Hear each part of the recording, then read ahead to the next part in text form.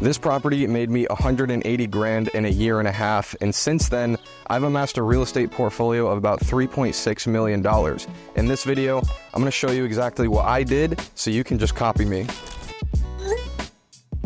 I'll kind of tell you the story about, how I bought it, how it ended up making me so much money. And believe it or not, this property actually broke the record for being the highest sold triplex in all of Putnam, which is our town here. And obviously, that's why the profit is so high. I believe this property made me somewhere around 180 grand in profit. And then obviously, I put my down payment and stuff, which I got back at the sale, in about a year and a half. So wasn't really long at all. Lots of forced appreciation, and I'll get into in a second here what exactly I did to force that appreciation and how we kind of finessed such a high sales price. So to put it into perspective, I bought this in late 2021 for $212,500. Over the year and a half I owned it, I probably put about $50K or so into renovations, maybe a little bit less. I renovated 2 of the units and then did some common area stuff. So honestly, not really any crazy renovations. Like the renovations I do now are way crazier. And then we ended up listing it for sale for I think $375, which would have been a great profit. But we found a buyer out of Massachusetts that really didn't want us to sell it to anybody else. There was a lot of urgency. Market was very hot. So he ended up submitting an offer for $430,000, which is the record-breaking sale price for a triplex here in Putnam. Now, there's a few factors and things that made this property unique enough to where I think it justified this huge sale price over most triplexes in this area. Like most triplexes in this area, even if they're really, really nice, they're selling for $350 to $400. But this property had one thing that we noticed, me and Marco, who's my real estate agent and mentor, we noticed when we first saw this property on the market. We're like, hey, let's go check this thing out, see what's up. They said something about in the listing, like there was some extra storage space or something like that. So we were like, let's go check it out and see what it's all about. I think it was listed for $230 or something like that. So we went there, checked it out, and it was literally insane because when we got there, we realized the type of opportunity we were sitting on was huge. And the opportunity was this extra storage area was not extra storage at all. It was a complete unit that was completely disconnected from the building. So the main building has the 3 units basically stacked. So it's like unit 1, 2, and 3. And then the third unit was 2 floors. And then detached was basically a detached garage that was converted, like the previous owner converted it into a unit that he was living in. So we talked to the town. The only problem was we couldn't turn this unit into a legal unit. So it's considered a non-conforming unit, which basically means that you can use it for storage or you could live in it, but it doesn't have a mailing address. You can't get mail there. You can't register cars there, not to that one apartment because it's not a legal apartment. This is a banger deal because it's basically a 4 unit for the price of a 3 unit. Like you're getting a free unit when you buy this building. So I was living in that unit for free, which was saving me a ton of money and also renting out all 3 other units. And then when we went to sell it, we could sell this property to an FHA buyer as a triplex. The only difference is that this triplex has an extra unit, which means whoever's buying it as a FHA buyer has a place to live, but they can still rent out all 3 units.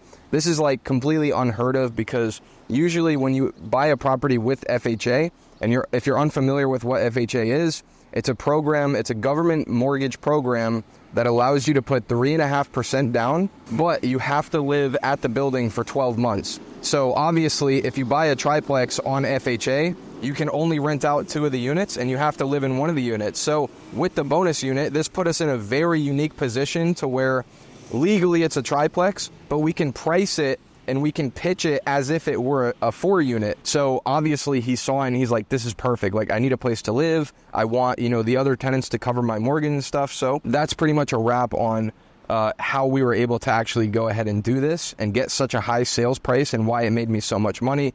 It's simply because I saw a unique property that had, unique capabilities that we could then not only utilize for myself for a year and a half while I'm living there, but also when we go to sell it, we use that as a huge selling point to just get a crazy price on the building. And that's pretty much how you get record-breaking sales in your town, is by finessing these deals, understanding the policies, understanding, what are the incentives that the government has put out to allow people to buy real estate, and then how do you take advantage of those incentives to get the highest sale price possible.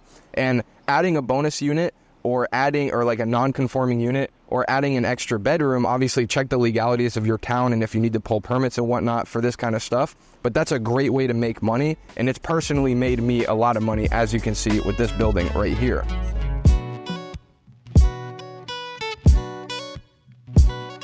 So one thing I really want to cover in this video is like, how do you actually get into buying your first property? Because this was actually my third property that I bought, and the way that I personally did it, because I was making good money from my business and stuff at the time, is I just saved up, I believe 100 grand, and then just put 25% down on my first building. This is not what you have to do. Like, you can go FHA where you can put as little as 3.5% down on the building. You can put 10% down, 25. It doesn't really matter, but I would say it depends on your strategy, depends on who you are, how much money you have, what method you're trying to follow. So what I would say is that, like, if you're willing to live in the investment property that you're trying to buy, then 100% you should put, you know, as little down as possible, live in it, get the other tenants at the building to cover your mortgage. And if you can find a deal like this one where you can buy like a 3-family and then live in like a bonus unit, or like an extra bedroom, or like an external garage that you convert into a bedroom, like you can rent out the full building and still get all the benefits of doing an FHA loan, putting a little bit of money down,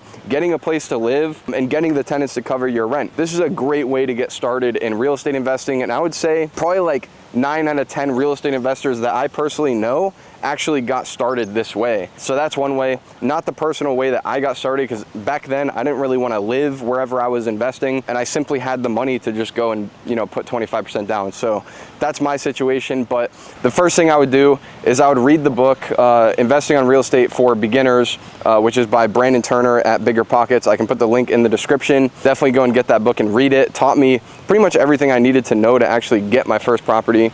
And then the second thing I would do is start talking to agents and real estate professionals in your area. Find somebody who you can get on your team, become friends with them, become close with them, you know, use their experience, use their opinions for finding deals, reviewing deals, you know, making sure that your rents line up with what the market is, making sure that the values of the properties that you're buying and you're quoting out actually make sense. And this is exactly what I did, and that's who Marco is, which is the guy that I keep talking about. He's my mentor, he's my agent, he's somebody that knows what he's doing. You know, for every property I buy, he buys like 10. So he's way ahead of the curve, and I'm kind of able to, you know, use his experience, use his team, use his knowledge to further my real estate career. So those are the things I would recommend, that if you're just getting started in real estate and you want to buy your first property.